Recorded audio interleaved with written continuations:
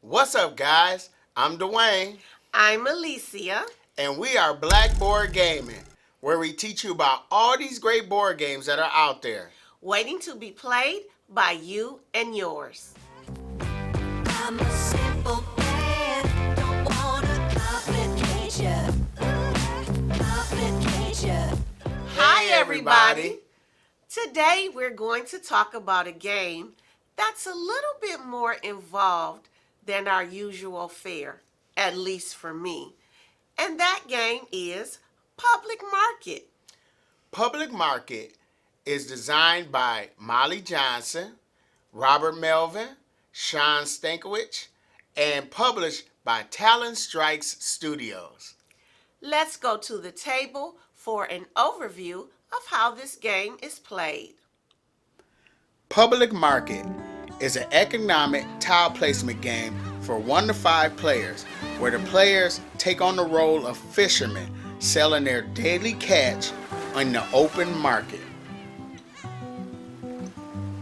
First, I'm going to show you how the play area will look after the game's been set up. At the top of the play area, we have our market board, and the market board has been placed with the sunset side face down. Right above the market board, we have the scrap fish tiles that we're using in the game. So we got sardines, we got herring, we got cod, and we got salmon. Over to the right, we have our money. This will be known as the bank. And over to the left here is the ice chest tiles, which have been randomly shuffled and placed near the market board. Below the market board is where the public market has been set up. First, we place those location scoring tiles based on the type of fish. So we got your sardine, you got herring, you got your cod, and you got your salmon. And then below each of those tiles, we have 2 randomly drawn public contract cards based on the column. So as you look at this card, it has column 1. So we have 2 cards for column 1, column 2, column 3, and column 4. And these are contracts that can be fulfilled by the players. And then over to the side, we have this collection location tile. Below the public contract cards will be 4 piles of today's catch cards that can also be fulfilled by the players. And below those cards will be 20 randomly drawn polyomino fish tiles. And they're placed in columns of 5, with this boat token placed over the leftmost column. And this will be known as the ocean. Each player is going to get a player board, and then they're going to choose a color. Then they're going to receive their worker fisherman in that color, along with 7 lighthouse tokens, and they're going to get a shrimp bonus cube. They're going to place the shrimp bonus cube in that spot right there, and they're going to keep their lighthouse token and their worker meeple off to the side. They're going to get 4 of these little white fishies, and they're going to put it in the 0 spot of each of their fish trackers. So you got your tracking sardines, herring, cod, and salmon. They're going to get these gear tokens, place them to the left of those fish tokens. Then they're going to get 5 of these crabs. And they're going to place these crabs off to the side of their board. Now I'll tell you what those are used for in a little bit. They're going to get 12 bucks from the bank. And then they're going to randomly draw an ice chest tile. And they're going to place it next to their player board. Once everybody has done that, the player who has most recently purchased fish will be chosen as the first player, and the game can begin. So each round of the game is going to last through 4 phases. There's bidding, action, repopulation, and navigation. In the bidding phase, the players will bid for turn order, and that is these 5 spots at the top of the market board. So the players will take their fisherman worker and place it in that spot, paying that cost, but also getting a scrap above that cost. So if I sent a worker here, I have to pay $2, but I also get one of these sardine scraps and put it next to my ice chest. Here you pay $4, get a herring scrap, $6, get a cod scrap, $8, get a salmon scrap. And then once everyone has placed their worker, the worker that's farthest to the right will be the first player. So let's say the green player decides they're going to go here. They pay $4 back to the bank, and they get one of these herring scraps. Place it next to their ice chest. Now, the red player, they decide, they want a herring scrap. So they can go to this spot. Thing is, they can go either here or here. If they go here, then green player will still be the first player. Red player pays $4, get a herring scrap. But if the red player wants to be first in turn order, they go in front, they pay $4, get a herring scrap, but then they have to pay $1 to the green player for cutting in line. Yellow player says, I want to be the first player, but they decide to go here. So they got to pay $4. They get a herring scrap, but they got to pay $1 to the red player. They don't pay anything to the green player. Once everybody has placed their worker, then the worker furthest to the right is going to be the first player. That would be the yellow player. Then we would go into the action phase. So in the action phase, the players can either go fishing or go to the market. If they decide to go fishing, they move to the furthest left open spot to go fishing or do the same thing over in the market. Now, don't make no sense to go to market because they don't have anything in their ice chest yet. So the yellow player decides to go fishing. And then once the yellow player is done with their action, the red player will go fishing and he will go over here. But let's stick with the yellow player for right now. When taking the fishing action, the players can only fish in the part of the ocean where the boat is currently located. So right now the boat token is here, so the fishermen can only fish in this part of the ocean.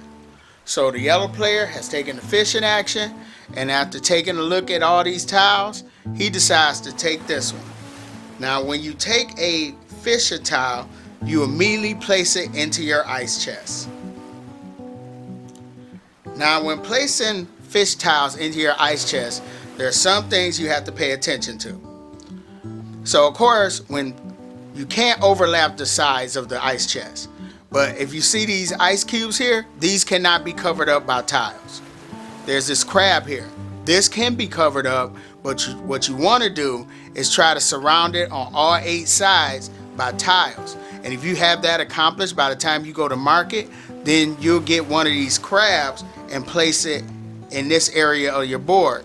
And at the end of the game, you score victory points based on the number of crabs that's in this area. And the most you can have here is 5, because that's what you get when you start the game. There's these shrimp.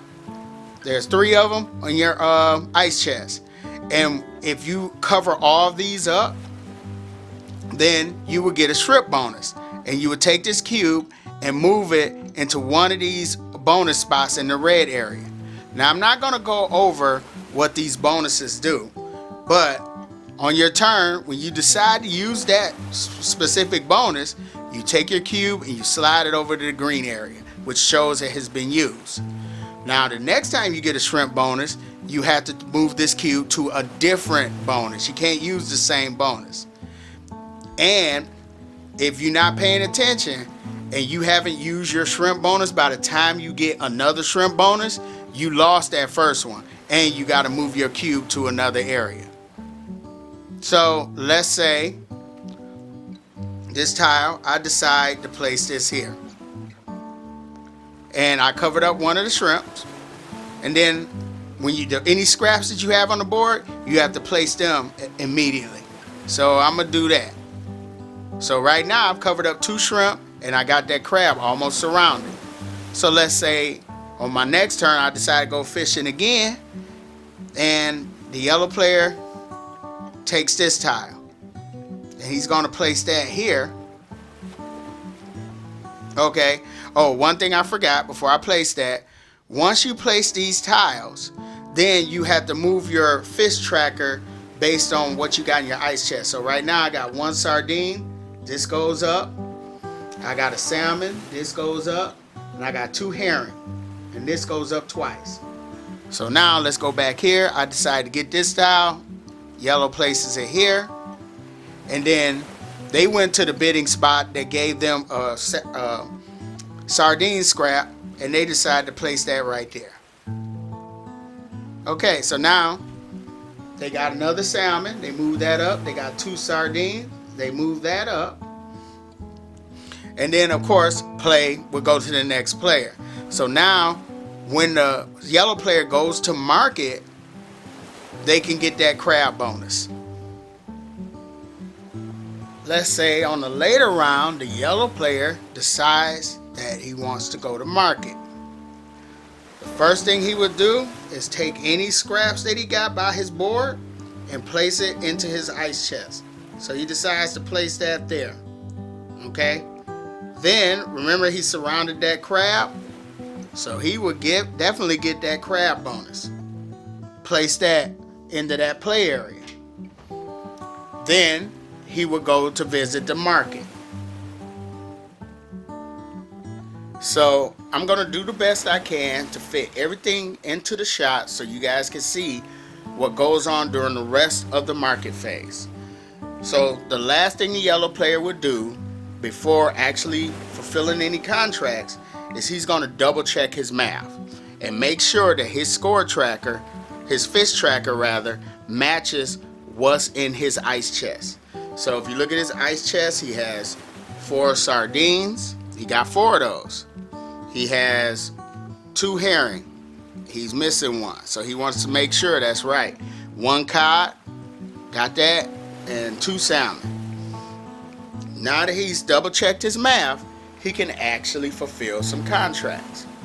Now, when you fulfill contracts, you can fulfill up to 2 contracts per market phase. You could do both public contracts or 2 today's catch cards or 1 of each. So once he looks at the fulfilling the public contracts, he takes a look and see what's needed.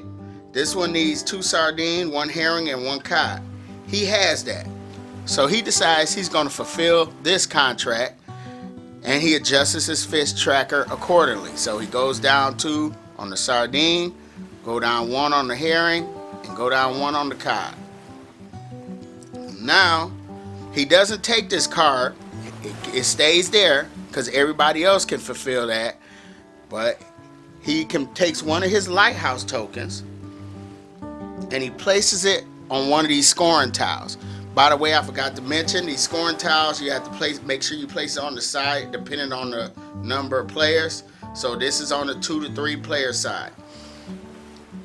You take your lighthouse token and you place it in one of these spots here, and that will give you that bonus. Like if he places it here, he gets 5 victory points at the end of the game. If he places it here, he gets 3 victory points, but he also gets to move his gear on his sardine tracker up 1. So that means that through the rest of the game, he'll always have 1 permanent sardine on his boat. This one he gets 3 victory points, and he gets to grab a sardine scrap from up there. This one, he only gets 1 point, but he gets to fulfill one of these today's catches. So he decides he's going to put his lighthouse right there.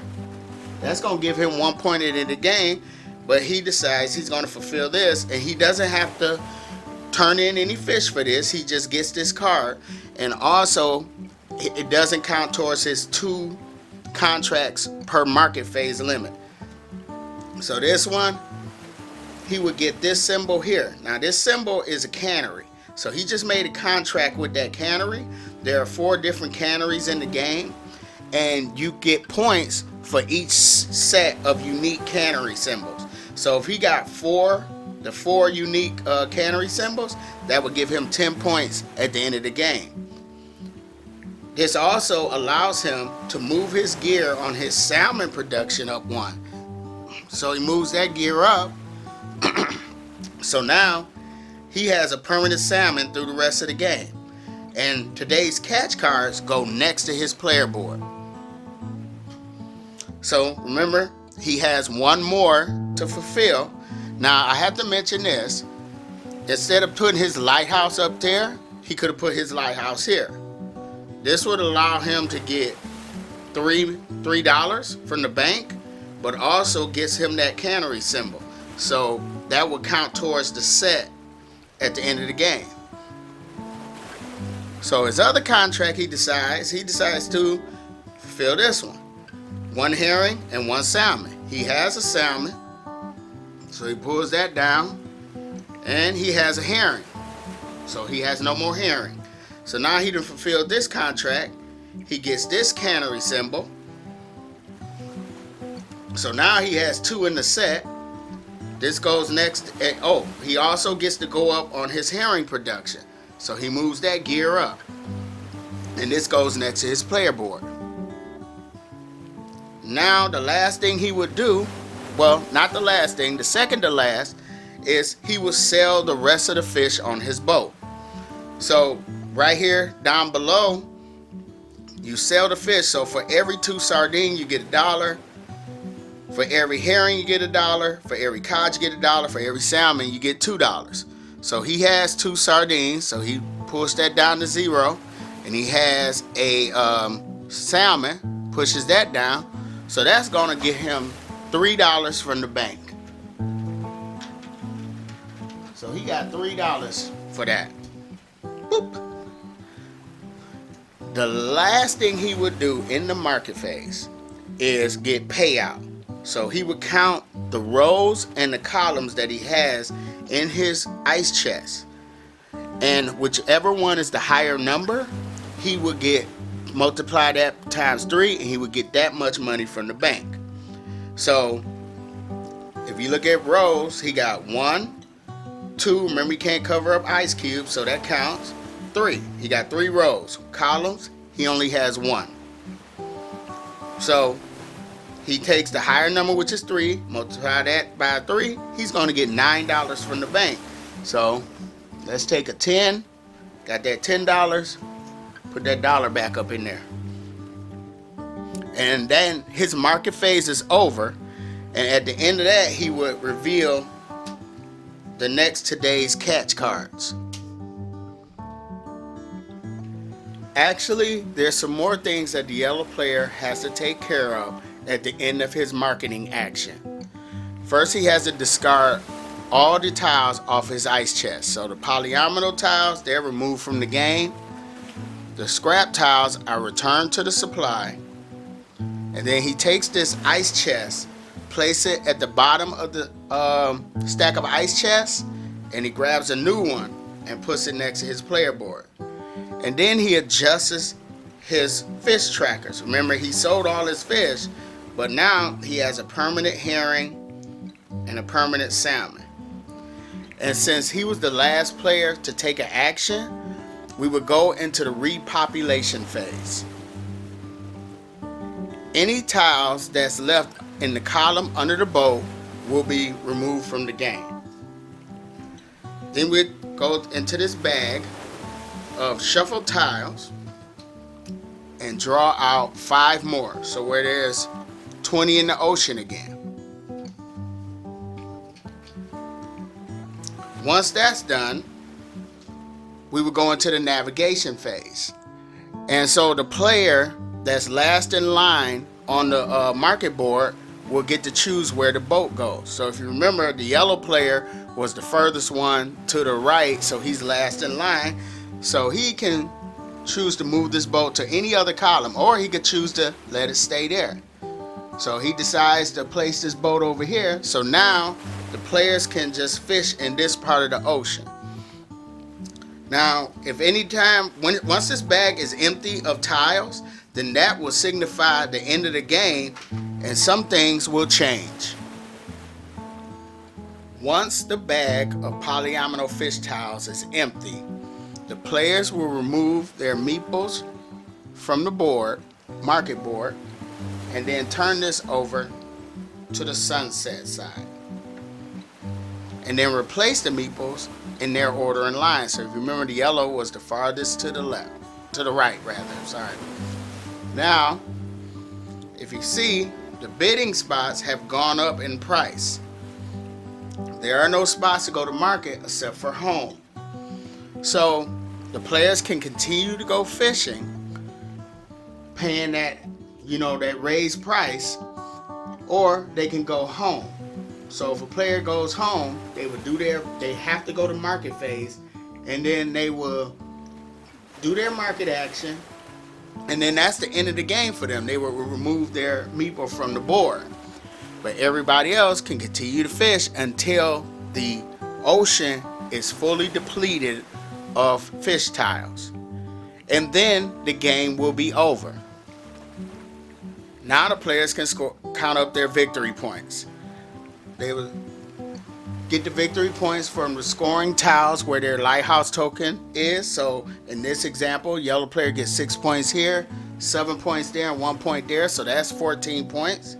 They would get 1 victory point for every $3 that they have. So yellow has $28.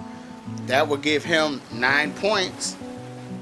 They would score points for the number of crab they caught. So in this example, they get 10 points there. And then they would count up their sets. So in this example, and including this one here, yellow player got a set of 4 and a set of 3. So that will give him 16 points. 10 points for the set of 4, 6 points for the set of 3. He will add them all together, and that will be his final score. And then whoever has the most points will be the winner of public market. I have to be honest. I was a little hesitant to introduce you to this game. All right, why? Well, I figured you probably would like it, but once I started learning the rules and playing around with it, I realized that there's some intricate details you got to pay attention to in this game. And so I was like, okay, I don't know if she's going to like it. Okay, that's fair. But I gave it a shot. All right. And we checked it out. So all right. What did you think about the theme of this game? All right, some themes draw me in, some themes repel me, and I'm like, no way. This theme didn't do either for me. So I was like, okay, I can give it a try. Yeah, so you were like in the middle. Yes. Now, I'm going to tell you what attracted me to this theme. It had me feeling a little bit nostalgic. It was when we went up north, and there's this fish and chip place up north called Brownies. Oh, yeah, Brownies. Yes.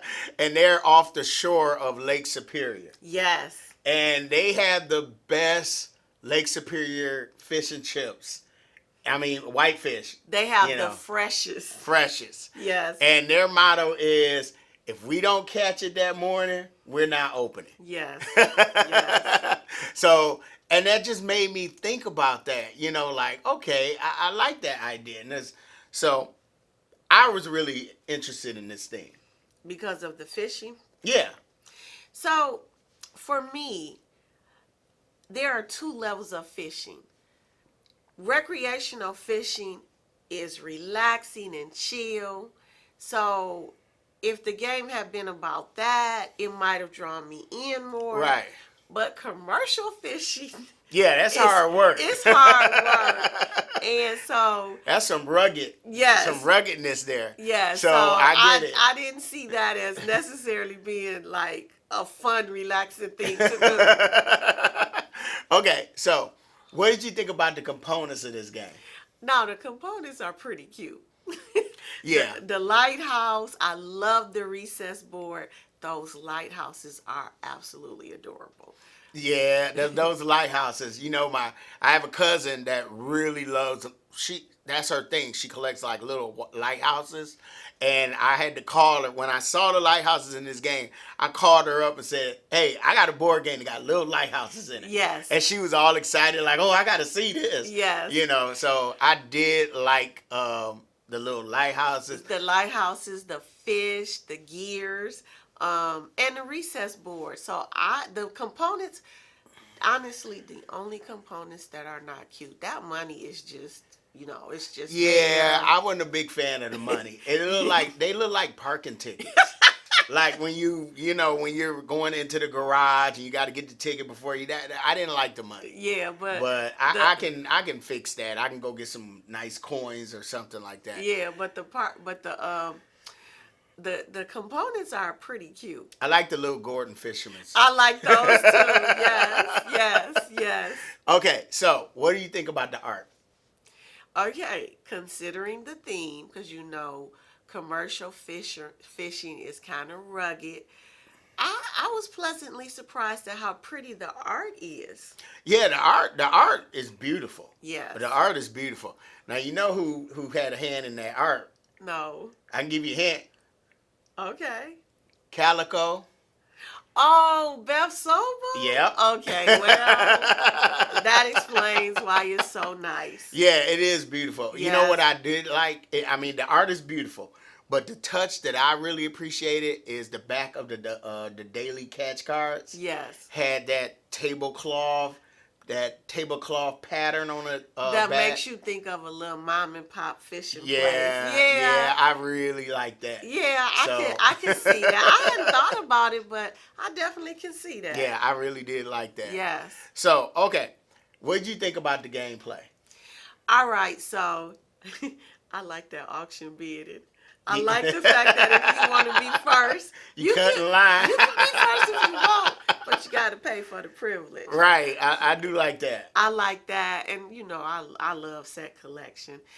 Honestly, the first time I played polyomino Talon, I wasn't really a fan of it, but it's grown on me.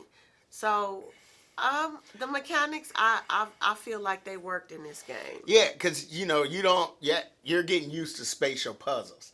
See, me, I was like loving this, trying to figure out how to put those polyominoes in there without covering up your crab and around the ice cubes and everything. And I think that really drawed into the theme because when you go fishing, you might catch a crab, and people like crab. Yeah. So I mean, I love the gameplay. I love the set collection aspect. Yes. But like I said, because everything you do in this game matters. You have to pay attention. You can't just say, "Oh, I want a salmon scrap tile because that looks cute." You got to be able to fit that in your board, That's and you true. got to look at your contracts. It's a lot of things to think about in this game. That is true.